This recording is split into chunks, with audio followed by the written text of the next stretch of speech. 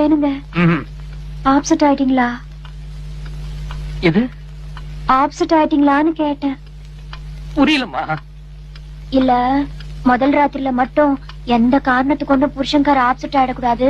அப்படி ஆப்செட் ஆயிட்டா அப்புறம் வாழ்க்கை பூரா ஆப்செட் ஆயிடுவாங்கன்னு எங்க ஆசிரமத்துல சொன்னாங்க. அது ஆப்செட் இல்லம்மா, அப்செட். என்ன? அதான் நீங்க சொன்னீங்களா? அதான்.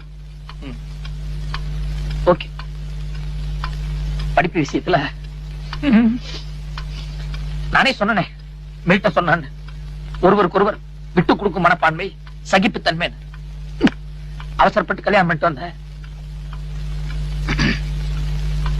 சரி, அது போட்டும். சமைக்க தெரியுமா?